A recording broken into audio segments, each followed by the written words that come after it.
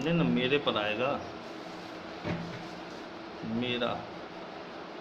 Live दिएगा तो मेरा message आ जाएगा ना।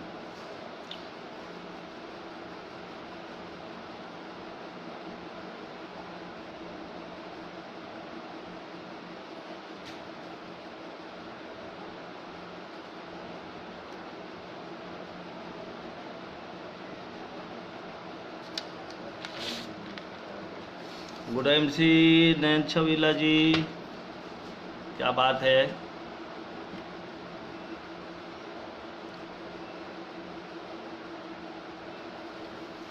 अच्छे हैं। कुछ लोग और जुड़ जाएं तो फिर अगली बात को हम लोग आगे बढ़ाएंगे।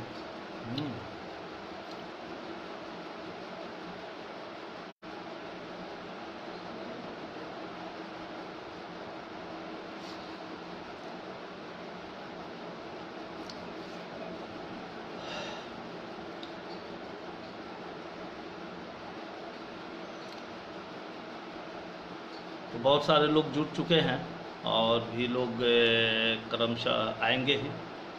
और निश्चित तौर पे आज लोगों से बात करने का फिर एक मौका हमारे ग्रेट अपलाइन के द्वारा मिला। बहुत सारी बातें तो हुई और बहुत सारे बात हम लोगों ने आपस में शेयर किया।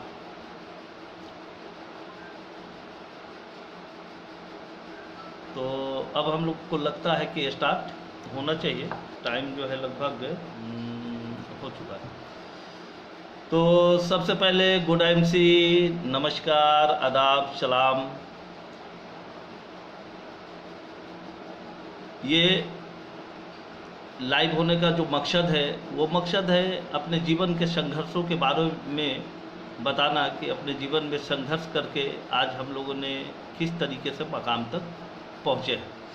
तो इस जानकारी में सबसे पहली बात ये कि मेरा जन्म 1978 में वैशाली ज़िले के दाऊदनगर ग्राम में हुआ। और जिस परिवार में जन्म हुआ, ये परिवार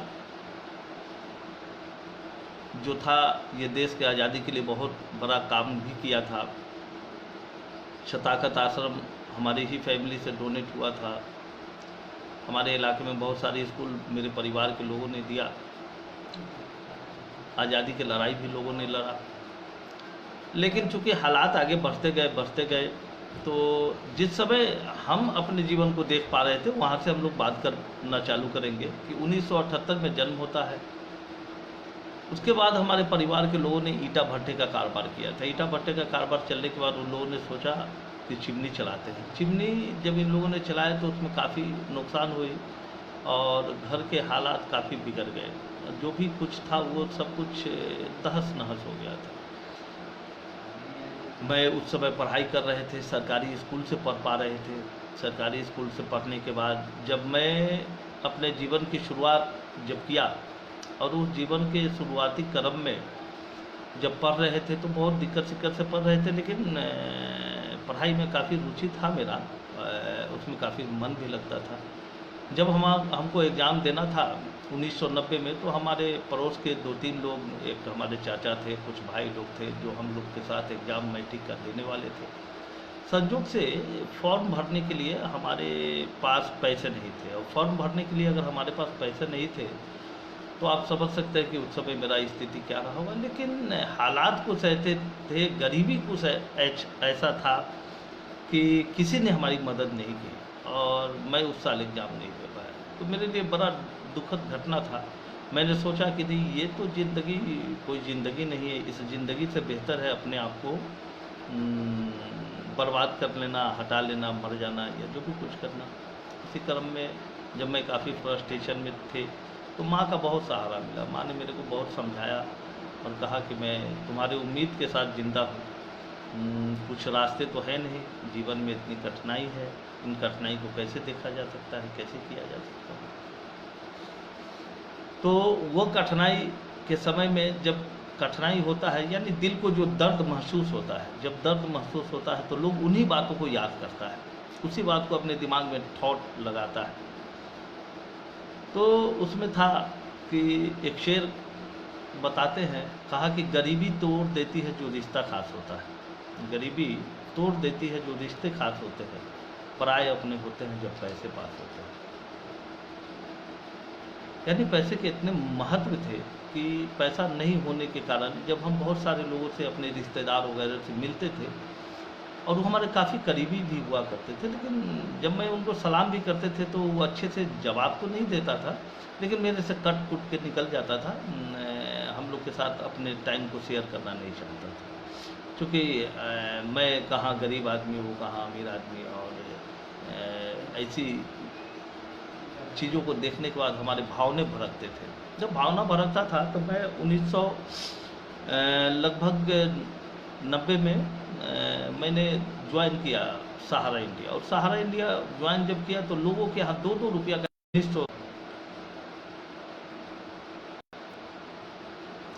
काफ़ी सारे पैसे को हमने कमाया, परिस्थितियाँ आती गई, और वो पैसा कमाने के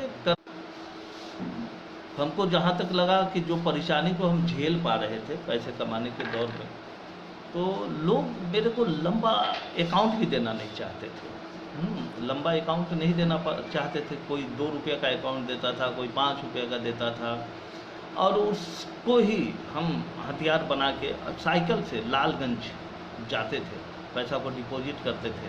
पर डे डिपॉजिट होता था, वीकली होता था, 15 दिनों पे होता था, और उसको करते करते मैंने उससे बहुत सारे चल रहा है जी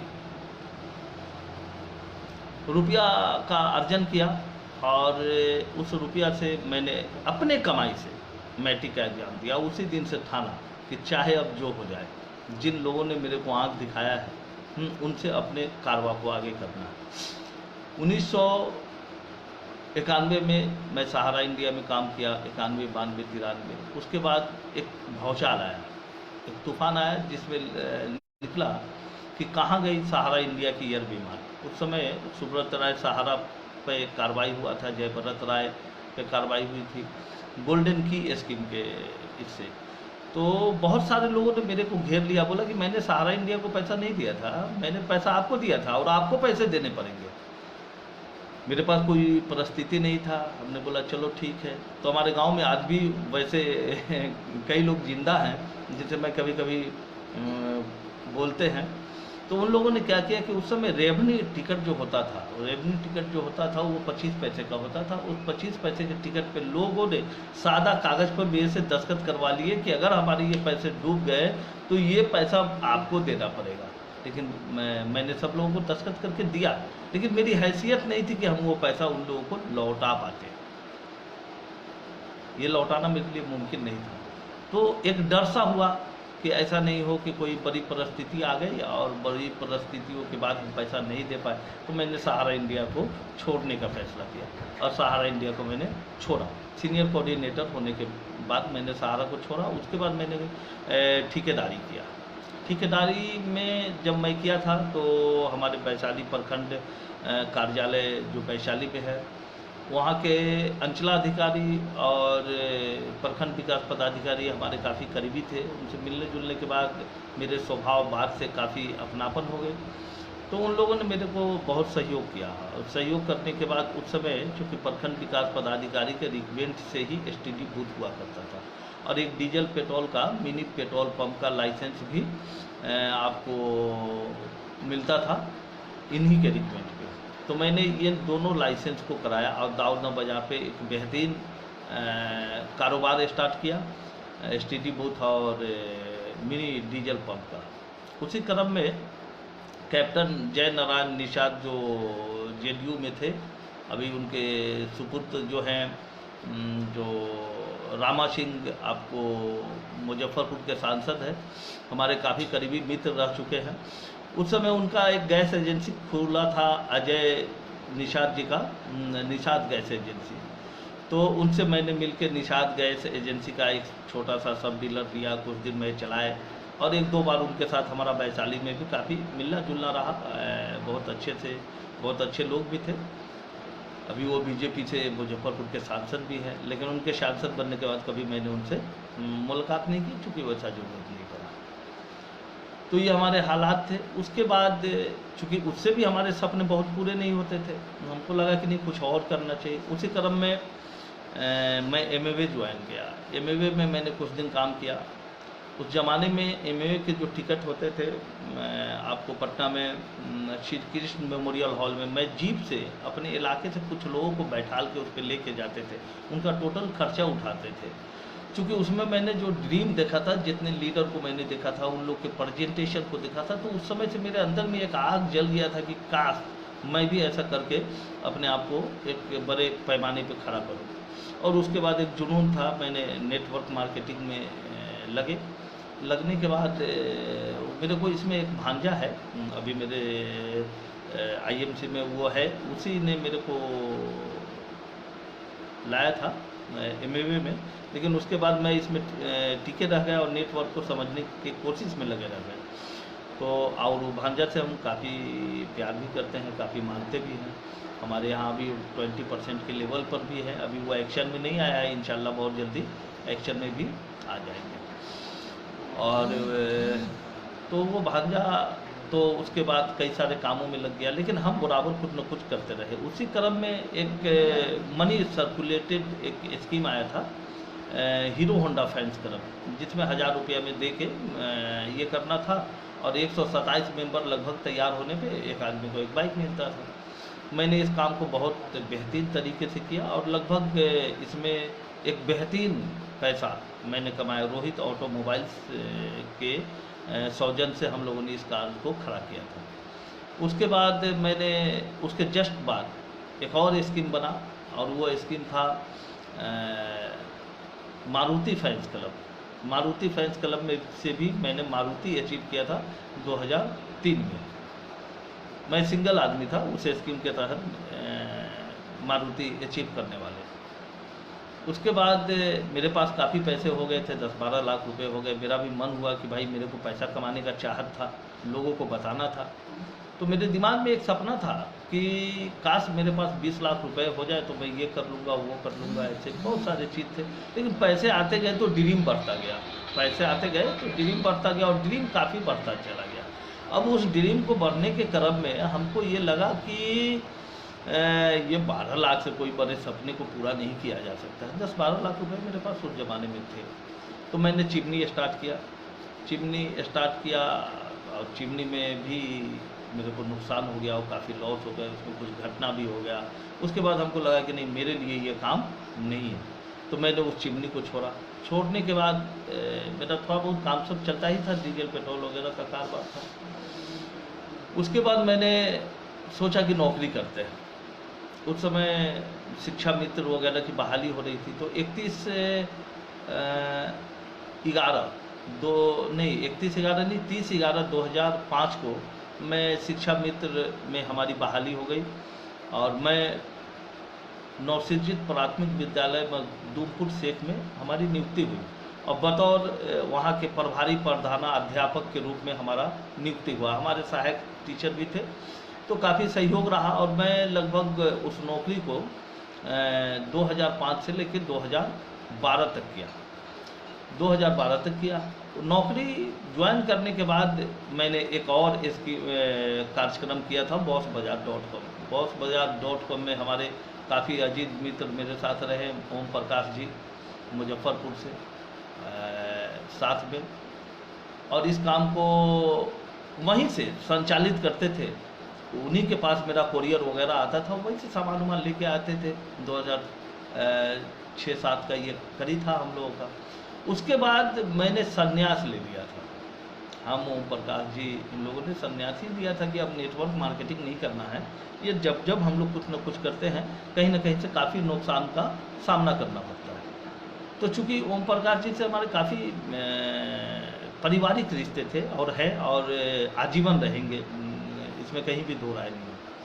और उतार चढ़ाव तो आते रहते हैं। अभी संयोग से हमारे ग्रेट अपलाइन मिस्टर पवन कुमार के वो डायरेक्ट डाउन लाइन में आईएमसी करते हैं और वो भी चेयरमैन है, तो दिल से बधाई भी मैं उनको चेयरमैन स्टार का देता हूँ और आशा करते हैं कि इसमें क्राउन प्रेसिडेंट बने, लोगों को इंस्पायर करें। तो ओम प्रकाश जी के साथ मैंने उस कार्यक्रम को जब मैंने बंद किया तो बंद करने के बाद हम लोग काफ़ी दूर भी हो गए थे। हमारे शादी वगैरह में भी उन लोगों ने आए थे। तो मेरी शादी लगभग 2008 में हुआ। शादी होने के बाद हमारे आज के डेट में 2 बेटी और 1 बेटे हैं। एक बेटी लगभग 7 साल की है, एक 4 साल की है, बेटे हमारे लगभग 2 साल के हैं। और सब लोग अभी तो फ़िलहाल धनबाद में रहते हैं और अभी हम लोग पटना में भी शिफ्ट करने वाले हैं। तो उस नौकरी के बाद कारवां आगे चलता गया। चलने के बाद हमारे यहाँ एक BSNL के वैकेंसी निकले थे, उसमें मैंने अप्लाई किया और अपने दरवाजे पे एक BSNL के बड़े टावर भी लगे। एक इनकम वहाँ से भी BSNL टावर से भी हमारे इनकम बढ़े। इनकम बढ़ने के बाद उसी क्रम में आगे बढ़ते बढ़ते मैंने 2011 में चुनाव लड़ा। बहुत कम वोटों से वो चुनाव भी मेरा क्रश कर गया। 2012 की बात करें तो थोड़ा मोबाइल देख रहे हैं। 2012 में हमारी माँ का देहांत हो गया। माँ के देहांत के बाद हमारे काफ़ी परिस्थिति जो है अच्छे थे उस वक्त, बहुत अच्छे परिस्थिति थे। 2012 के बाद मैंने 2012 में ही एक व्यापार बढ़िया सा चालू किया था पोल्ट्री फीड का। जो पोल्ट्री फीड का मेरा बिजनेस जो था वो काफ़ी बड़ा पैमाने पे मैंने खड़ा किया और उसमें लगभग करोड़ों रुपए के ट्रांजैक्शन होते थे, करोड़ों रुपए के ट्रांजैक्शन होते थे। आज ये पोल्ट्री फीड को भी मैंने 2017 में बंद किया। तो पोल्ट्री फीड से लगभग बहुत सारे लोगों के यहाँ मेरा लगभग 50 लाख रुपए से ज़्यादा बकाया है। सब लोगों की स्थिति बहुत बेहतर नहीं है, लेकिन उसमें से कुछ लोग धीरे धीरे पैसा देते हैं, इसी बात में। तो जब पोल्ट्री फीड के धंधा को मैंने छोड़ने के बाद फुल टाइम मैंने IMC चालू करने का निर्णय लिया। उसके बाद मैंने नौकरी को 2013 में मैंने नौकरी छोड़ दिया। हमने बोला नहीं, अब ये नौकरी से मेरा बहुत कुछ होना नहीं है, क्योंकि मेरे टाइम को काफ़ी वहाँ पे लगता था। तो नौकरी को मैंने छोड़ा। नौकरी छोड़ने के बाद हमने सोचा कि क्यों ना इस काम को और पैमाने पे किया जाए, कुछ और बड़ा कुछ खोजा जाए। उसी करीब खोज ही रहे थे कि मेरे फादर का हार्ट अटैक हो गया था। हार्ट अटैक होने के बाद लगभग 10-12 लाख रुपए पटना से लेकर फोर्टेज एस्कॉर्ट तक हमारे खर्चे होते हैं। जब यहाँ तक काफ़ी रुपया जब मेरा खर्चा होता है, उसी से लौटने के बाद हमारे एक मित्र हैं मिस्टर पवन कुमार जी, हाजीपुर वैशाली से हैं। और पवन जी ने मेरे को तुलसी के बारे में बताया। मैंने देखा तो मेरे से वो आईडी वगैरह मांग के तो पहले आईडी लगा दिए थे। लगाने के बाद एक दिन उनसे हमारी मुलाकात हुई। मुलाकात होने के बाद उन्होंने एक अनजान पीर में दुकान था, उस अनजान पीर दुकान में ले गए आकाश जी के यहाँ, और वहाँ से मेरे को एक तुलसी के दाने, खीर वगैरह ये सब दिए हुए। लेके आने के बाद मैंने इसमें बहुत सारा इंटरेस्ट नहीं लिया, बहुत इंटरेस्ट नहीं लिया। लेकिन उनको ये उम्मीद था, हम नेटवर्कर थे, हमारे ड्रीम बड़े थे। पवन जी के साथ हमारा किसी भी व्यापार में बहुत अच्छा नेटवर्क मार्केटिंग में कार्य नहीं रहा। वो कई सारे कंपनियों में हमसे अलग काम करते थे और हम अलग काम करते थे।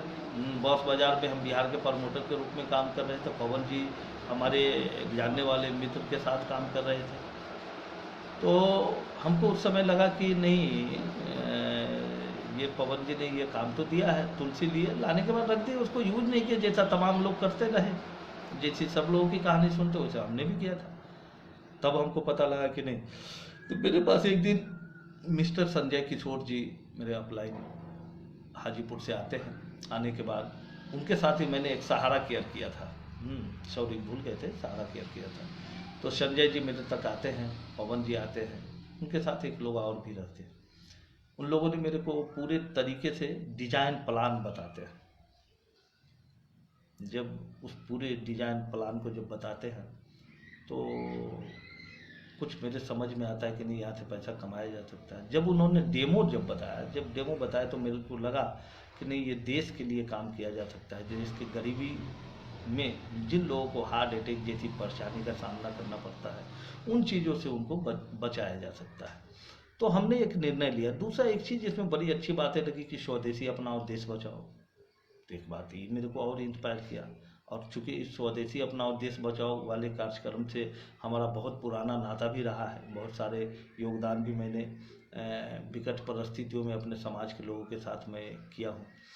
तो एक चीज़ मेरे को ये किया। उसके बाद मैंने इसमें थोड़ा सा हाथ बढ़ाना चालू किया, लेकिन गम इतने थे, परेशानी इतने थे कि कुछ समझ नहीं पाते थे कि क्या किया जा सकता है, क्या हो सकता है। अब इस समझने में जो परिस्थिति आई, उस परिस्थिति में बहुत सारी बातें थी, बहुत समझ में नहीं आता था। लेकिन मैंने फिर निर्णय किया कि नहीं, इसको अगर 1% लोगों तक भी अगर हम लोगों ने काम किए तो जो लगभग प्रति घंटा 91 लोग हार्ट अटैक के शिकार होते हैं, उनको हम लोग बचा पाए। तो एक लोग को भी मैंने अगर उसमें से बचा पा लिए तो हम समझेंगे कि मेरा जीवन सफल हो गया, चूँकि भगवान ने हमको इस दुनिया में अच्छे कामों के लिए भेजा है और अच्छे कर्मों से लोग महान होता है। तो हमको ये चीज़ लगा। लेकिन एक जीवन में एक आशा बहुत हमारे साथ था, जो जिससे मैं इंस्पायर हुआ करते थे, जिससे हम अपने आप को चार्ज किया करते थे। वो शब्द थे इंदिरा गांधी के। वो शब्द ये थे कि गरीबी दूर करने का एक ही जादू, गरीबी दूर करने का एक ही जादू। उसमें लिखे हुए शब्द थे, कड़ी मेहनत, दूरदृष्टि, पक्का इरादा और कठोर अनुशासन। इन शब्दों को पढ़ने के बाद हमको लगता था कि कुछ किया जा सकता है और इन्हीं कारणों से हो सकता है। तो जब जब हम कठिन परिश्रम करते थे, रिजल्ट बहुत अच्छा आता था। तो हमको लगता कि नहीं, मेरे को ये करना चाहिए, इसमें कहीं भी कोई दो राय नहीं है। और मैंने इसको पूरी ईमानदारी, पूरी निष्ठा से मैंने किया। तो जब भी कोई परेशानी होता था तो हमारे बहुत सारे दोस्त थे जिन लोगों ने मेरे साथ अच्छा किया, बुरा किया, जो भी कुछ किया, होते रहता है साथ में रहने के बाद। तो जब कुछ तकलीफ होता था तो दिल से कुछ बातें निकलती थी, तो बात निकलता था। तो हम चूँकि शुरू से कुछ अच्छे चीज़ों को अपने दिल में पिरोते थे, तो कभी कभी अपने कुछ मित्रों को बोला भी करते थे कि दोस्त बन बन के मिले हमको मिटाने वाले, हमने देखे हैं कई रंग बदलने वाले, तुमने तो चुप रह के और भी सितम ढाया मुझ पे, तुमसे अच्छे हैं मेरे हालात पे हंसने वाले। और जस्ट यही हुआ हालात पे। जब आईएमसी मैंने स्टार्ट किया तो उस समय चूँकि मैं काफ़ी वेल पोजीशन में थे, तो लोग मेरे पे हंसना चालू किया, तुलसी बेच रहा है, साबुन बेच रहा है, इतना अच्छा बिजनेस चल रहा था, इसको इसने बंद कर दिया। बहुत सारे लोगों ने हंसा और इन हंसने के क्रम को मैं बराबर हथियार बना के अपने आप को लगे रहे और लग के आज इस आईएमसी व्यापार में आप लोग के सामने चेयरमैन स्टार के रूप में है। और ये रमज़ान के पाकीज़ा महीना में हमारे ये दूसरे लाइव हैं। ये पवित्र महीना भी है और अच्छे कार्यों से आदमी अच्छा कर सकता है। तो बहुत सारी चीज़ें लोगों के अंदर आता रहा, बहुत सारी चीज़ लोगों के अंदर गए भी। ऐसी परिस्थितियों में हम लोगों ने जो सोचा कि आखिर कैसे जीवन को सफल बनाना है। ये तो दुख के पहाड़ मेरे बहुत थे। पहले, इसके पहले मैंने एक लाइव थे, उसमें तो हमारी भावनाएं भड़क गए थे। हम तो काफ़ी अपने आप से अंदर से रोक नहीं पाए अपने इमोशन को। और आज तो मैंने काफ़ी धैर्य बनाया और वो पूरे इमोशन को अब हथियार बनाया है। और बहुत जल्दी आईएमसी में हम लोग सीपी लेवल को भी प्राप्त करेंगे। हमारे कई मित्र हैं, उन लोग भी प्राप्त करेंगे। सब लोग जी जान से लग गए हैं देश के आज़ादी के लिए। देखिए दुनिया कैसे करवट बदलता है, समय का चक्र कैसे कैसे घूमता है, उस समय के चक्र की कुछ बातों को बताएंगे आपको। अभी जो आपदा की घड़ी है, इसको तो आप लोग जान रहे हैं। इस आपदा में मैंने बहुत सारे लोगों को, लगभग 300 परिवार से अधिक के लोगों को मैंने मदद किया है। आप लोग को बताते हुए खुशी भी होता है कि इतने सारे लोगों को मदद करने के लिए जो अंदर से ताकत जगा, ये हम सोच नहीं सकते हैं। और अभी भी मदद के कार्यक्रम जारी है। कल भी एक प्रोग्राम है हमारा, हमारे ग्राम पंचायत के अंतर्गत। आज से 5 दिन पहले आग लग गया था जिसमें 18 घर जल गए। उन लोगों को भी कल सहायता पहुंचाने का मेरा कार्यक्रम है। तो ये जो अभी प्रॉब्लम है, जिस प्रॉब्लम से भारत त्राहिमाम है, इस त्राहिमाम से कैसे इन चीज़ों को बचाया जा सकता है, कैसे इन चीज़ों को किया जा सकता है, इस पे बड़ी सोचने का ज़रूरत था। तो इस बीमारी को मैंने जब देखा तो आप सोचिए कि बिहार से बाहर रहने वाले जितने भी लोग थे, बिहार से बाहर रहने वाले जितने भी लोग थे, उन लोगों ने को जो परेशानी को मैंने दूर तलक से देखा, क्या लगता था, दिल रो देता था कि मैं तो उनसे लाखों नहीं करोड़ों गुना बेहतर हूँ, जो अपने घर पे है, अपने जगह पे है, अपने आप को समझ पा रहे हैं। लेकिन जो लोग एक एक रोटी के लिए तरस रहे थे, एक एक चीज़ के लिए तरस रहे थे, वो देख के आँख से आंसू आ जाता था, दिल माने अंदर से काफ़ी सॉफ्ट हो जाता था। लगता था कि भाई भारत में कितनी गरीबी है, कितनी परेशानी है, कैसे इन चीज़ों को निकाला जा सकता है। अब इन महामारी से बचने के लिए सरकार तरह तरह से उपाय कर रहे हैं, बहुत सारे एनजीओ अलग अलग तरीके से काम कर रहे हैं, बहुत सारे लोगों को अपने अपने तरीके से मदद कर रहे हैं। तो वो सब लोगों को दिल से धन्यवाद।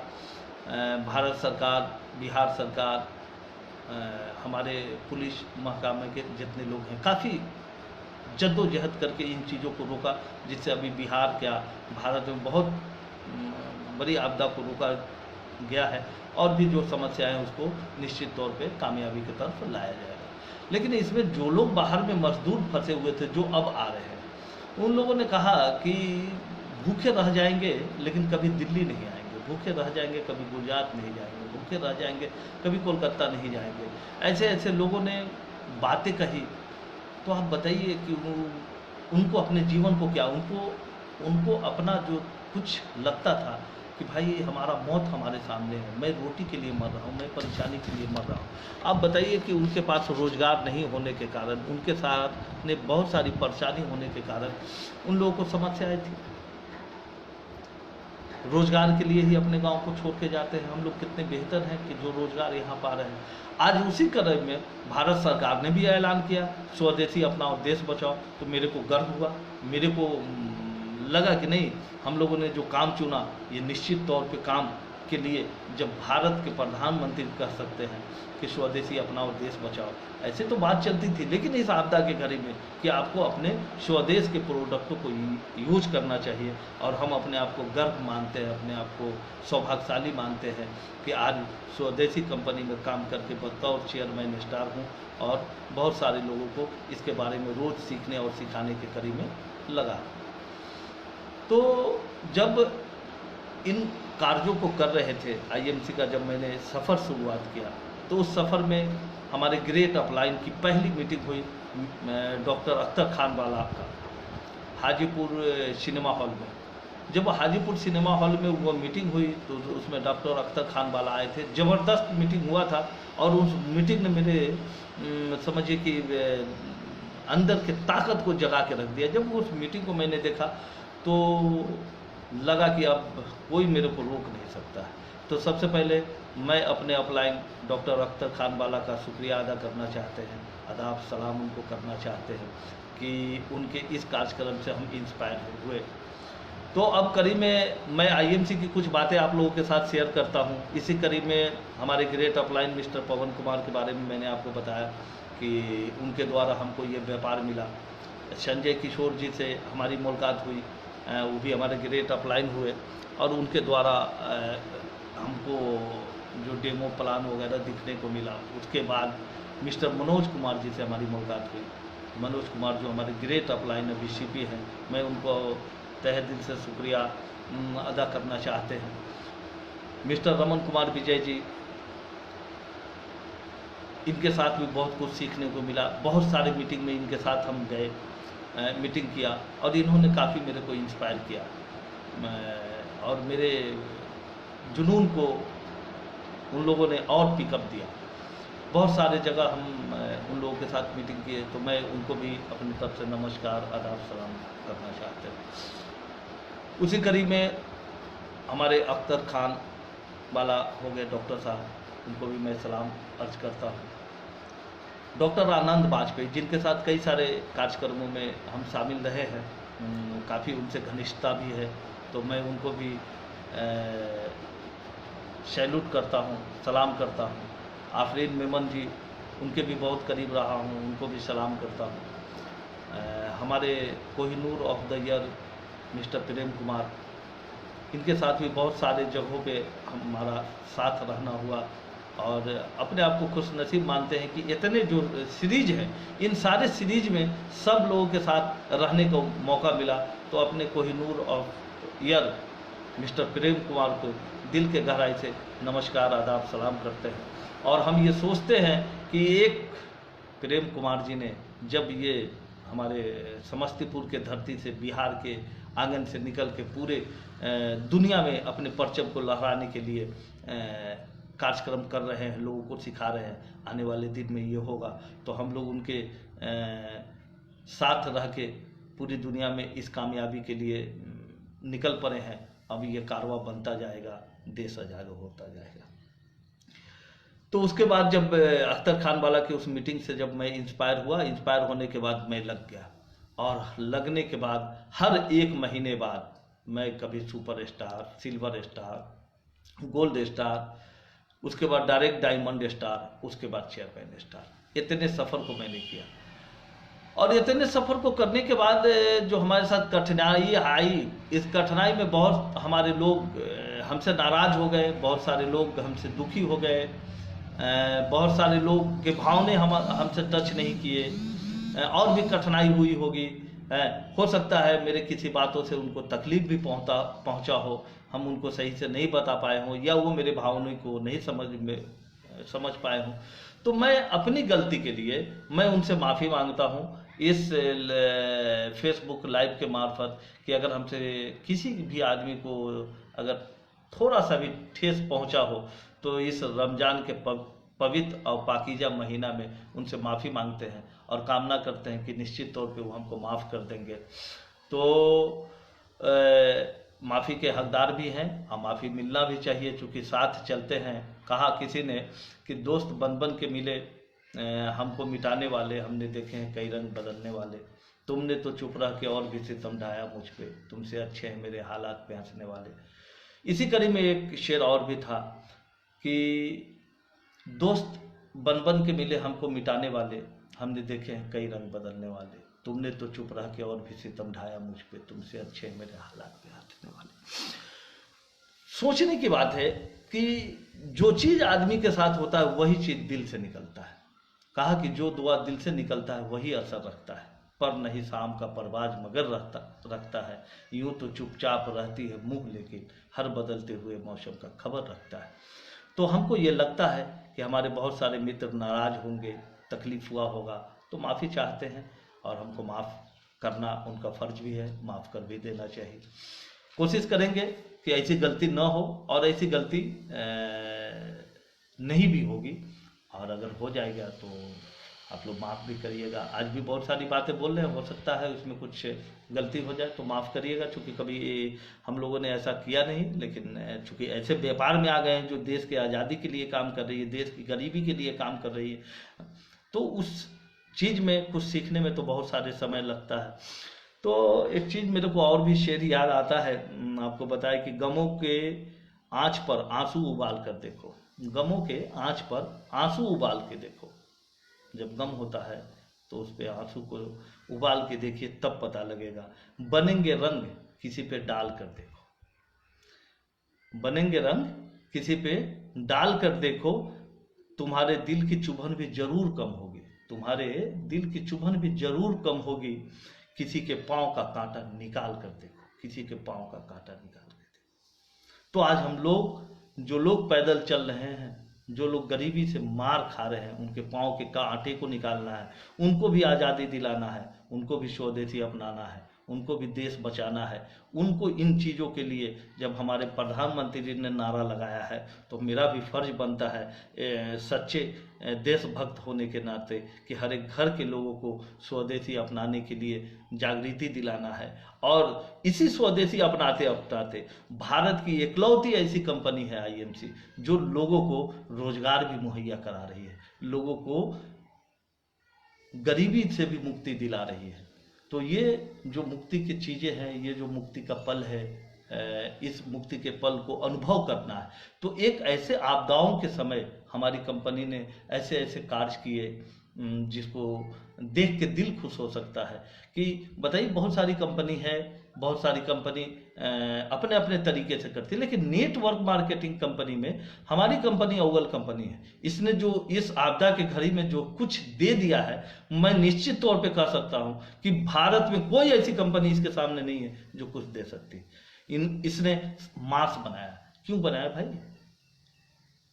ये देश में जो बीमारी का लेवल है जो बढ़ता जा रहा है, लोग इस बीमारी से जो त्राहिमाम है, इससे निकालने के लिए हमारी कंपनी आई है। हमारी कंपनी लोगों के घर से भूखमरी को मिटाने के लिए आई है। हमारी कंपनी का उद्देश्य है लोगों को स्वदेशी अपनाने का, ये झंडा लेके आई है। हमको तो गर्व होता है आज कि प्रधानमंत्री ने जब इस झंडे को उठाने के लिए आह्वान किया तो हमारी कंपनी ने तो 2007 में ही चालू कर दिया था। तो सैल्यूट करते हैं वैसे एमडी को, मिस्टर सत्यन भाटिया को, और हमारे founder chairman mister Ashok Bhatia को नमस्कार करते हैं, आदाब करते हैं, सलाम करते हैं कि आपके सोच को हम सैकड़ों बार सैल्यूट और सलाम करते हैं कि आपने एक ऐसी चीज बनाया जिसमें आज करोड़ों लोग जुड़ के अपने सपनों को पूरे करने के लिए कदम में कदम मिला के चल रहे हैं। तो इस बात से फख्र महसूस होता है, इस बात से अपने आप को लगता है कि नहीं, आज जो वक्त है ये वक्त सही में हर किसी को मिलता नहीं है। बड़ी शिद्दत से भी अगर आप सोचेंगे तो सफलता आपको मिलेगी, लेकिन यहाँ शिद्दत की कोई बात ही नहीं है, यहाँ तो सफलता ही सफलता है। बस हमारे चाहने की बात है। हम अगर चाह लेंगे तो दुनिया में हर एक चीज़ों को मिटा सकते हैं और हर एक चीज़ों को ख़त्म कर सकते हैं। तो हम लोगों ने सोचा कि अब बारी है इतनी आपदाओं से लड़ने का, तो अब लड़ने का बारी ही नहीं है। अब देश को आज़ादी दिलाने की बारी है, देश की गरीबी को मिटाने की बारी है, हर एक परिवार को सुखमय जीवन देने की बारी है। आप आइए, लगिए और इस काम को करके हम लोग हर एक घर में जागृति दिलाएंगे। निश्चित तौर पे आज जो खुशी अनुभूति मैंने किया, कई दिनों से मैं प्रधानमंत्री जी के इस चीज़ों को मैंने देखा और हमको लगा कि नहीं, आज लग गया कि सारी जंग जीत गए हैं। इस जंग की जो भी कहानी कहे वो लगता है। तो मैं पूरे इतिहास में, अपने पूरे जीवन काल में ऐसा नहीं लगा कि किसी कंपनी में हम काम करते हों, आज उसकी प्रोडक्ट लोगों के लिए जरूरी बन जाए। इस मजबूरी में ये प्रोडक्ट जरूरी बन जाए, ये कितनी बड़ी बातें थी। ये सोच के लगता है कि दिले साध है तो फिर मौत से डरना का, एक न एक दिन ये हंगामा हुआ रखा है। दिले साध है तो मौत से फिर डरना क्या, एक न एक दिन यह हंगामा हुआ रखा है। हमारे एक दौर की बातें थी, ऐसे तो बात बहुत है। और हमारे ग्रेट अपलाइन मिस्टर संजय किशोर जी मेरे सामने हैं, तो मैं आपको दिल से शुक्रिया अदा करते हैं, सलाम करते हैं, सैल्यूट करते हैं। हमारे ओम प्रकाश जी भी हमारे सामने मौजूद दिख पा रहे हैं, तो मैं उनको भी नमस्कार, आदाब, सलाम कि आप अपने दिल के गहराई में हमारे लिए भी जगह रखें और पूरे देश के आवाम के लिए भी जगह रखें। नैन छबीला नैन जी है, उनको भी दिल के गहराई से आदाब, सलाम, प्रणाम करते हैं। कि कहा कि कितनी मजबूरियाँ, बस आप लोगों के लिए कुछ शब्द बताते हैं। कहा कि कितनी मजबूरियाँ पलकों में छुपा लेते हैं और हम कहाँ रोते हैं, हालात रुला देते हैं। कितनी मजबूरियाँ पलकों में छुपा लेते हैं और हम कहाँ रोते हैं, हालात रुला देते हैं। किसको फुर्सत है जो इस चेहरों की कहानी समझे, किसको फुर्सत है जो इस चेहरों की कहानी समझे। लोग तो दूर से आईना दिखा देते हैं और साथ चलते हैं तो लगता है सदियों का हिसाब, बिछड़ते हैं तो 2 पल में भुला देते हैं। आज फिर याद आ गई, तो अब न भूलना है न भुलाना है, हर एक घर में स्वदेशी अपनाना है, देश बचाना है, इन कामों को एक हथियार बनाना है और हर एक घरों तक पहुंचाना है। तो सोचिए कि हम लोग क्या करें, हम लोग कौन ऐसी परिस्थिति को करें जिससे बड़ा काम हो सके। कहा अब हमको लगता है, अब हमको ये भी नहीं लगता कि बहुत पैसे की आवश्यकताएं हैं। जो पैसे भगवान ने दिए हैं तो ऊपर वाले प्रभु अल्लाह, जो हम लोग जिनसे इंस्पायर होते हैं, जिनको खुदा मानते हैं, जिनके पहलू में हम लोग को जाना है, चूँकि मौत तो निश्चित है। तो जिंदगी में इंसान को जो चाहिए, तो हमको लगता है कि ऊपर वाले ने हम लोगों को बहुत कुछ दिया है, बहुत कुछ दिया है। आज जब रोड पे देखेंगे उनसे तो बेहतर चीज़ हम लोगों तक है, लेकिन उन लोगों को बेहतर हम लोग बनाए नहीं तो फिर इस दुनिया के कुछ नहीं, अखलुकल मखलूकात हम लोग नहीं है। अगर हैं तो फिर उन तक ये बात पहुंचाना पड़ेगा, क्योंकि इस्लाम के ये बहुत बड़े मायने हैं कि मानव को क्या बना के इस धरती पे भेजा गया है। आप अपने रंग में रंग सकते हैं, आप चाहे तो ईमानदार हो सकते हैं, आप चाहे तो बेईमान हो सकते हैं, आप चाहे तो गद्दार हो सकते हैं, आप चाहे तो क्या नहीं हो सकते हैं, ये आपके ऊपर डिपेंड करता है। आपको सोचना पड़ेगा कि आज भारत की इतनी बड़ी आबादी में अगर किसी ने अगर अपने आप को ठाना तो महात्मा गांधी, सुभाष चंद्र बोस हो गए, चंद्रशेखर आज़ाद हो गए, मौलाना मजहरूल हक हो गए, ऐसे ऐसे लोग हुए जिन लोगों ने अपने इतिहास को लिखा। किस प्रकार लिखा, किस प्रकार लिखा, इसको समझना पड़ेगा। आज हर एक घर, आज जो परिस्थिति हम लोग जो आज ये बातें कर रहे हैं, फेसबुक लाइव, जूम वगैरह पर जो बातें हो रही है, ये बात हम लोग घर जाके किया करते थे। हम लोग सिनेमा हॉल में कार्यक्रम करके किया करते थे, वहाँ 100-200 लोगों की मीटिंग किया करते थे। आज हम लोग फेसबुक लाइव के द्वारा करते हैं, जूम नेटवर्क के द्वारा करते हैं, व्हाट्सएप से करते हैं, वगैरह वगैरह। ऐसी परिस्थिति आ गई, बस ऐसी परिस्थिति कभी ना आए, इन परिस्थितियों पे काम करना है। ऐसी चीज़ कभी नहीं आया, इन चीज़ों पे काम करना है, और इन चीज़ों पे काम करके हम लोग एक बड़ा काम कर सकते हैं, और निश्चित तौर पे ये बड़ा काम हो सकता है। कहा कि खामोश मिजाजी तुम्हें जीने नहीं देगी, इस दौर में जीना है तो कोहराम मचा दो। आप खामोश मत रहिए, खामोश मिजाजी अब आपको जीने नहीं देगी। अब इस दौर में जीना है तो कोहराम मचा देना है, हर एक घर में स्वदेशी अपनाना है और देश बचाना है। भारत के प्रधानमंत्री के सपनों को हर एक घर तक पहुंचाना है। ये बात दिमाग में डालना पड़ेगा, ये बात दिमाग में समझना पड़ेगा। अगर हम लोग इस भारत के प्रधानमंत्री की बातों को अगर मान के हर एक घर तक ये बात पहुंचा दिए तो निश्चित तौर पे भारत के सपने कितने बड़े हो जाएंगे। भारत फिर से सोने की चिड़िया हो जाएगी, फिर से ये अमीर भारत हो जाएगा, यहाँ जरूरत नहीं पड़ेगी। तो आप सोचिए कि बहुत सारे लोगों ने पीएम फंड में दान किया, अरबों करोड़ों रुपया दान हुए। मैंने भी 10,000 रुपये उसमें पीएम फंड में दिया, 300 प्लस लोगों को मदद किया, और भी लोगों को मदद करना है। तो जवाबदेही तो लेना पड़ेगा, कुदरत ने आपको दिया है तो उसमें से आपको लोगों को देना पड़ेगा। तो अच्छे चीज़ को दे के महान बन सकते हैं। महात्मा गांधी ने अच्छी चीज़ लोगों को दिया, उनको समझ में आ गया बुराई के खिलाफ एक लाठी उठाए, एक धोती और एक गंजी पहन के पूरे भारत को आज़ाद करा दिए, लोगों को समझाया कि होता क्या है। तो आप इतनी बड़ी बात जो भारत का प्रधानमंत्री कह रहे हैं, और इसको कहने के बाद अगर हम लोग हर एक घर तक नहीं पहुंचाए तो फिर ये सपने अधूरे रह जाएंगे। महात्मा गांधी के ये सपने कमज़ोर पड़ जाएंगे। इस सपनों को एक आधार बनाना है, एक चीज़ों से जोड़ना है, और ये बात हमको किसी न किसी तरीके से समझनी पड़ेगी। मैं इसलिए जिंदा हूँ कि मैं बोल रहा हूँ, मैं इसलिए जिंदा हूँ कि मैं बोल रहा हूँ। दुनिया किसी गूंगे की कहानी नहीं लिखती, दुनिया किसी गूंगे की कहानी नहीं लिखती। तो आप गूंगे मत बनिए, आप बोलिए। आप जिंदा हैं इसलिए आपको बोलना पड़ेगा, हर एक घर में स्वदेशी पहुंचाना पड़ेगा, हर एक देश को अपने देश के लोगों को ये बात समझाने पड़ेंगे। जब महात्मा गांधी को समझाने में इतने दिन लग गए तो हम लोग को भी दिन लगेंगे। ऐसा नहीं, एक दिन में ऐसा चीज नहीं होने वाला है। स्वदेश का प्रेम जगना चाहिए, और जिस दिन प्रेम जग जाएगा तो प्रेम के सामने तो क्या क्या हुआ आप देख सकते हैं। उंगली मार डाकू क्या हो गया, अकबर द ग्रेट क्यों हो गए, आप उसके अकबर द ग्रेट के बारे में समझ सकते हैं। आपको अशोक ग्रेट अशोक हो गए, क्यों हो गए? इन्होंने हिंसा को त्याग के अहिंसा के रास्ते पे चले। महात्मा बुद्ध कैसे हो गए, इसको समझना पड़ेगा।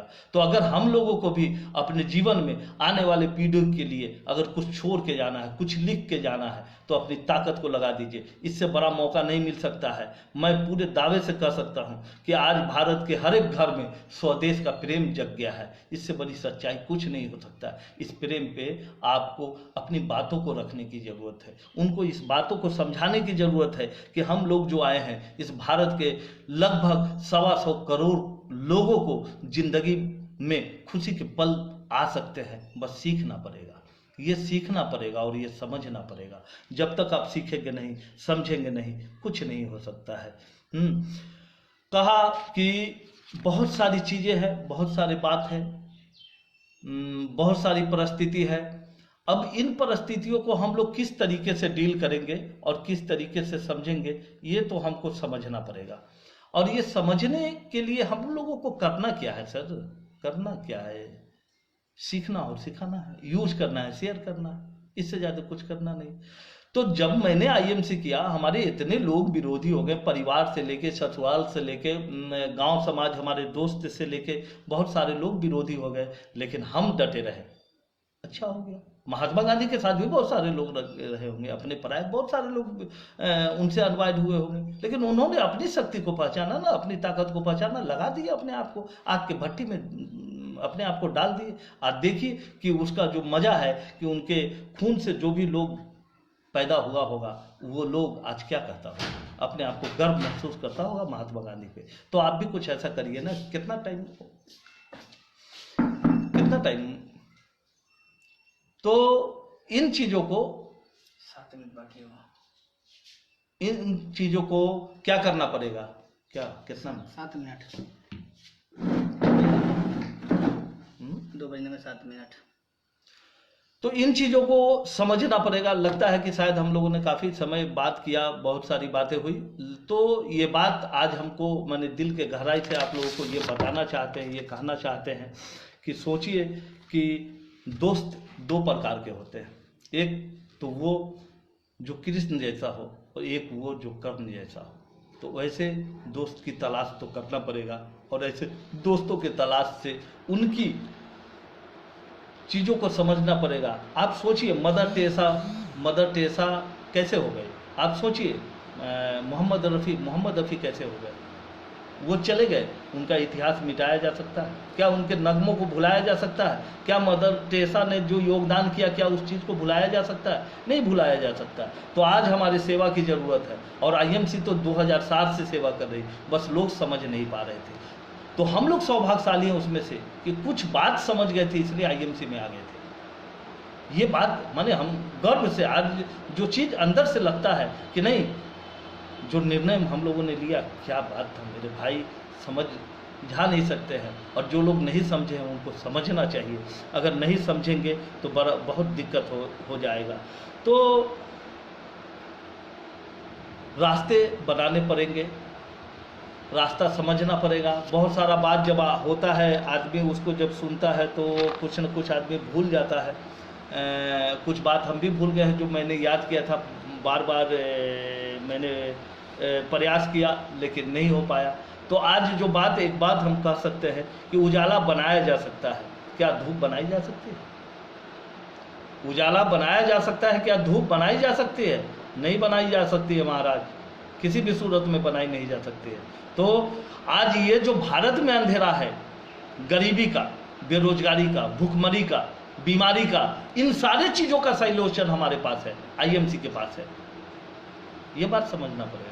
तो हम लोग अंधेरा में उजाला बनाने आए हैं, हर एक घर में दिया जलाने आए हैं, हर एक घर में स्वदेशी अपनाने के लिए जागरूक कराने आए हैं, हर एक देश को भारत के साथ एकजुट करने आए हैं। भारत के भविष्य के निर्माण के लिए एक बार शपथ लीजिए, निर्णय करिए कि हर एक घर के लोगों को स्वदेशी अपनाना है, देश बचाना है। इसके लिए मरते दम तक अपने जीवन को न्यौछावर मैंने किया है, आपको भी करना चाहिए। और मैं जब तक जिंदा रहूँगा सिर्फ और सिर्फ आईएमसी ही करूँगा, ये निश्चित है। कोई दूसरी कंपनी मैं करने वाला हूँ। मेरे पास बहुत सारे कंपनियों के ऑफर आए, बहुत जगह से बहुत सारे पैसे दे रहे थे लोगों ने, लेकिन मैंने नहीं किया, क्योंकि नेटवर्क मार्केटिंग का मेरा करियर बहुत दिनों का रहा है। हम चाहते तो बहुत सारे पैसे लेके वहाँ जा सकते थे, लेकिन मैंने कभी ऐसा नहीं सोचा और कभी नहीं करेंगे। हमारा जीवन का जो है, इसका एक एक बूंद, अपने जिस्म के खून का एक एक बूंद इस देश के लिए न्यौछावर करेंगे, और हर एक घर के लोगों को गरीबी मिटाने की कोशिश करेंगे। और मैं इस फेसबुक लाइव से निवेदन करते हैं कि जो लोग चाहते हैं मेरे साथ आना, आ सकते हैं। जो लोग हमारी मदद को लेना चाहते हैं वो मेरे को बुला सकते हैं। जो लोग चाहते हैं कि अब ये आंदोलन के रूप में इस काम को लिया जाए और ये पूरे देश में पहुंचाया जाए, तो हम वहां तक जाने को तैयार हैं। और इस कड़ी में ये चीज़ मैंने अब ठान लिया है, मैंने माना नहीं है, मैंने ठान लिया है कि अपने जिस्म का हर एक बूंद इस देश के नाम लगा दिया है कि इसको जब तक नहीं करेंगे, अपनी इच्छा को नहीं बदलेंगे, अपने इरादा को नहीं बदलेंगे, हम मरेंगे तो आईएमसी के साथ और जिएंगे तो आईएमसी के साथ। जीवन बहुत बड़ा है, बहुत बड़ा काम किया जा सकता है, लेकिन इससे बड़ा काम नहीं हो सकता, इससे बड़ा कोई धर्म नहीं हो सकता है कि आज जो लोग भी मर रहे हैं भूखमरी से, बेरोजगारी से, परेशानी से, उन परेशानियों का एक उपचार आईएमसी है।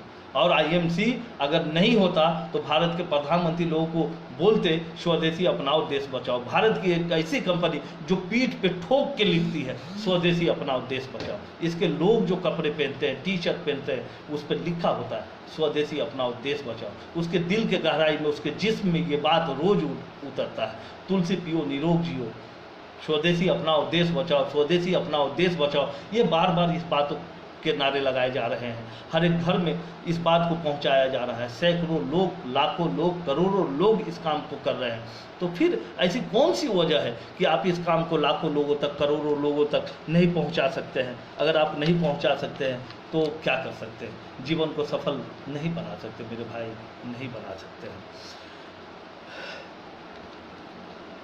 कहा कि वतन के सरजमी को अमन का दर्पण बनाना है, वतन के सरजमी को अमन का दर्पण बनाना है, जो साखे नीम की है उसे चंदन बनाना है, स्वदेशी अपनाना है, देश बचाना है, स्वदेशी अपनाना है, देश बचाना है। तो आप सोचिए कि देश बचाने की कर्म की बातें तो हुई, बहुत सारी बात मैंने बताया। तो मैं एक बार फिर से अपने ग्रेट लीडर को दिल से धन्यवाद देते हैं और अपने अब कड़ी में आते हैं। थोड़ा सा समय आप लोगों का और लेंगे। हमारे ग्रेट लीडर अभी मिस्टर संजय श्रीवास्तव, मिस्टर ब्रज किशोर जी, संजय श्रीवास्तव जी के टीम से चेयरमैन स्टार मदन मोहन पत्रिक जी, राजकुमार जी हमारे पटना से, रंजीत कुमार जी, आनंद मोहन जी, शोभा सिंह जी,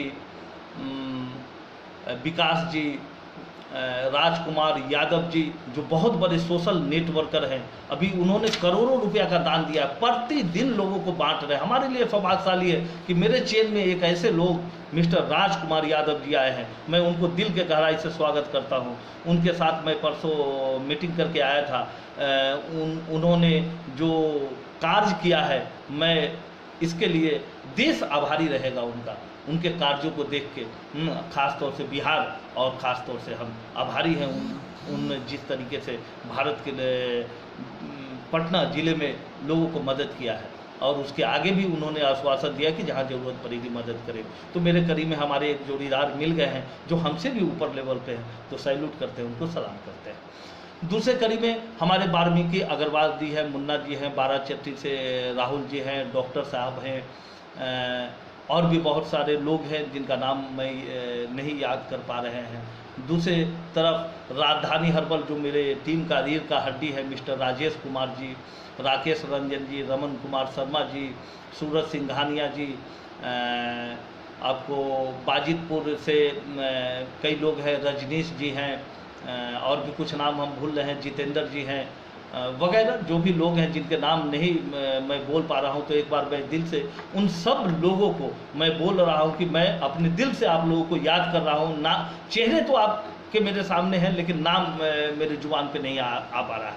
मंसूरपुर से हमारे देवराज जी हैं, विनय जी हैं, और भी बहुत सारे लोग हैं। उन सब लोगों अपने डाउन लाइन के लोगों को दिल के गहराई से स्वागत करते हैं, अभिनंदन करते हैं, सलाम करते हैं इस रमज़ान के पाकीज़ा महीना में कि आप लोग आइए, इस देश से अंधेरे को मिटाइए, आईएमसी का दिया हर एक घर में जलाइए, उनको स्वदेशी अपनाने के लिए जागृति दिलाइए। इससे बड़ा आज़ादी नहीं हो सकता है, जो मेरे दिल को टच कर गया है। अभी तो आगाज़ था, अब तो अंजाम देखिएगा साहब। अभी तक जो मैंने किया चेयरमैन स्टार तक, ये आगाज़ था। इसको मैंने मैंने उतने दिल के गहराई से, उतने दिल के भावने से नहीं किया है ठाना हो। अब तो कोई मेरे को रोक नहीं सकता है। अब तो इसको इतनी ऊंचाई तक लेके जाना है, क्योंकि मैंने अपने जिस्म का हर एक कतरा इस देश को दे दिया है, और इस देश की आज़ादी के लिए काम करना है। ये भारत की भूखमरी को मिटाना है। लोग जो ठोकर खा रहे हैं उनके पाँव का कांटा निकालना है। इन चीज़ों को समझना पड़ेगा कि हम लोगों को क्या करना है। जो दिल में लोगों को दर्द है, कहा कि दर्द जिगर बढ़ा तब दवा का पता चला, बरसात थम गई तब हवा का पता चला। दर्द जिगर बढ़ा तब दवा का पता चला, अब बरसात थम गई तो हवा का पता चला। वाकिफ न थे हुजूर वफा के मकाम से, दिल टूटने के बाद वफा का पता लगा। जब ये दिल में जब चोट लगा तब ये समझ में आया कि हम लोगों ने बहुत थोड़ा काम किया, कुछ नहीं किया है। वो चाहे मेरे अपलाइन सीरीज के हों, चाहे मेरे डाउनलाइन सीरीज, कुछ नहीं किए हैं मेरे भाई। आप तो अभी तक 1% लोगों तक नहीं पहुंचे हैं। आप समझिए आपको कितने % लोगों तक पहुंचा है। उनके घर में दिया जलाना, उनके पाँव के कांटे को निकालना है। हर एक घर के लोगों को 2 टाइम का रोटी देने से बेहतर है कि उनको रोजगार दिया जाए। इस रोजगार के लिए जागृति दिलाना है। हर एक घर के लोगों को स्वदेशी अपनाने के लिए एम्पावर करना है। अगर हम लोग ये नहीं कर पाए तो बहुत दुर्भाग्य हो जाएगा, देश के भविष्य के साथ अन्याय हो जाएगा। तो हम निवेदन करते हैं, आप लोग से आग्रह करते हैं कि आप जहाँ भी चाहे हमारे योगदान को ले सकते हैं। मेरे YouTube चैनल पर भी आप आ सकते हैं, फेसबुक पे भी आ सकते हैं। तो मैं शुक्रिया अदा करना चाहते हैं कंपनी के founder director mister Satyan Bhatia ji का, चेयरमैन अशोक भाटिया जी का।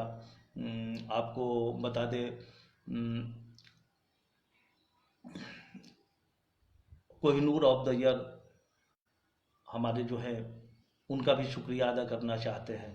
डॉक्टर आनंद वाजपेयी जी का, अख्तर खान वाला का, रमन सर का, उदय सर का, मनोज सर का, संजय किशोर जी का, पवन जी का, और हमारे मित्र में जो जितने भी लोग हैं उन सब लोगों का, जिन लोगों ने हमको सहयोग दिया, अभी तक यहाँ तक लाए और यहाँ तक पहुँचाए। आशा करते हैं कि उनका स्नेह प्रेम सब लोगों का बना रहेगा। इस भारत की आज़ादी के लिए जितनी भी कोशिश हो सकता है, जितना भी मेहनत हो सकता है, इसको हम लोगों को करना है। लोगों को सिखाना है, सीखना है, देश को बचाना है। अब देश की बारी है, आज देश की बारी है। देश की बीमारी भूखमरी की बारी है। देश में बीमारी और भूखमरी को आपने आँख से देखा है। ये पल बहुत सारे लोगों को बहुत दिनों के बाद नसीब हुई है। ये पल अगर आपके ज़िंदगी में अगर कुछ भौचाल पैदा नहीं करता है, कुछ नया कर गुजरने का जज्बा पैदा नहीं करता है, तो मैं समझता हूँ आप जिंदा लोग नहीं हैं। अगर आप जिंदा हैं तो बस उठाइए इस परचम को, लहराइए इस परचम को, और ये पूरी दुनिया में भारत को सोने की चिड़िया बना दिया जाए। और ये बन सकता है, निर्णय की ज़रूरत है। तो जो भी गलती हुई हो, आप तमाम लोगों से माफ़ी चाहते हैं। लगता है कि 1 घंटा से ज़्यादा समय हम लोग व्यतीत कर चुके हैं आप लोगों के बीच में। और फिर इसके बाद जब भी मौका मिलेगा तो बहुत बेहतरीन तरीके से, बहुत अच्छी चीज़ जो भी मैंने बोला है वो अपने दिल की आवाज़ और सच्चाई इस रमज़ान के पवित्र और पाक महीने में आपको मैंने बोला है कि सोचिए कि हम लोग कर क्या रहे हैं। सोचिए कि हम लोग बहुत अच्छा खाना हम खा रहे हैं, बहुत अच्छी बात, कोई दिक्कत नहीं। लेकिन जो लोग भूखे मर रहे हैं, तो ये जो हमारे पर्व है रमज़ान, इस पर कुछ डिफिनेशन मैं बता दूं कि इस रमज़ान के पीछे जो तथ्य है वो तथ्य को, यानी जो हमारे पैगंबर मोहम्मद साहब जो थे, जो पूरी दुनिया में इन चीज़ों को फैलाया। मालूम है, एक खजूर के पेड़ के नीचे एक चटाई पे बैठ के पूरी दुनिया में इसको फैला दिया। इनके भी सहाबा हुआ करते थे, ये भी लोगों को जाके इंस्पायर किया करते थे, और इंस्पायर करने के बाद इतनी बड़ी कौम आज इस रमज़ान के महीने में रोज़ा रख रहे हैं। बहुत सारे लोग अदर कौम को भी मानने वाले लोग रख रहे हैं। तो ये रोज़ा का लॉजिक क्या था इस्लाम में? रोज़ा का लॉजिक ये था कि आपको ये महसूस हो सके कि भूख क्या है, भूख का एहसास होना चाहिए हैं कि एक गरीब अगर भूखे सोता हो तो उसका मतलब क्या है। आपको ये समझ में आना चाहिए कि अगर पड़ोसी अगर आपका भूखा सो रहा है तो इसको भी एहसास करना चाहिए। तो भूख को एहसास करने के लिए आपको ये बताया गया। पानी जो हम पीते हैं ये वेस्टेज ना जाए, तो पानी के महत्व को भी आपको समझाया। आपको ये समझाया कि भूखे पेट आपको अगर ज़रूरत पड़ी तो काम कर सकते हैं कि नहीं कर सकते हैं, इन चीज़ों को समझाया। तो आप समझिए कि भूख इस दुनिया में बड़ा एहसास है कि भूख के लिए जब इंसान को भूख लगता है तो कोई रिक्शा चलाता है, कोई हवाई जहाज चलाता है, कोई कार चलाता है, कोई गाड़ी चलाता है और वहाँ से रुपया कमाता है। लेकिन एक रिक्शा वाला अपने पेट के लिए रिक्शा पे कितना मेहनत करके तान के रुपया कमाता है। तो सबसे ज़्यादा भारत में मेहनत करने वाला जो रिक्शा वाला है उसको अमीर बनाना है, उन गरीबों को अमीर बनाना है, ये बात ठानना पड़ेगा। तो हमारे अंदर जो चीज़ें थी, जो सच था, मैंने आपको बताया और मैं ये बोलता हूँ कि इसी सच्चाई के साथ आइए, कदम में कदम मिलाइए, इस भारत की आज़ादी के लिए कारवा बनाइए और कारवा बनाने के बाद स्वदेशी अपनाइए और हर एक घर में पहुँचाइए, लोगों को अमीर बनाइए, उनके दुख दर्द को बांटिए। और आप लोग को जब भी हमारी ज़रूरत पड़े आप मेरा उपयोग कर सकते हैं, आप मेरे को बुला सकते हैं, हम आप तक अपनी सेवा ज़रूर देंगे। और आप हमारे YouTube चैनल पर भी आ सकते हैं, फेसबुक पे आ सकते हैं। जो भी गलती सलती हुई होगी या जो भी बात बोल पाए होंगे उसमें जो भी दिक्कत आ गई होगी या मेरे इन बातों से अगर किसी को भावना अगर गलत लगा हो तो माफ़ी भी चाहते हैं। और सब लोगों को सलाम करते हैं कि आप लोग आइए, आने के बाद हम लोग इस बड़ी महफिल को सजाते हैं, इस महफिल का रंग पूरी दुनिया में जमाते हैं और फिर दिखाते हैं लोगों को कि भारत क्या है। भारत सोने की चिड़िया थी, है और रहेगा, इसमें कहीं से भी कोई दो राय नहीं, बस हमको निर्णय करने की जरूरत है। तो आज मैंने निर्णय किया है और आप लोग से भी आह्वान करते हैं, आप लोग से भी निवेदन करते हैं कि निर्णय करिए, देश की आज़ादी के लिए अपनी ताकत को लगाइए और मिलजुल के पूरी दुनिया में अपने परचम को फहराते हैं, लगाते हैं। इन्हीं बातों के साथ आप लोग का शुक्रिया, धन्यवाद। अपने तमाम डाउनलाइन अपलाइन जो लोग देख रहे हैं उनके लिए भी मैं हाथ जोड़ के उनका अभिनंदन करते हैं, स्वागत करते हैं, आदाब करते हैं, सलाम करते हैं। और इन बातों के साथ गुड IMC, गुड IMC, आइए स्वदेशी अपनाइए, देश बचाइए। Thank you, thank you, thank you, good IMC।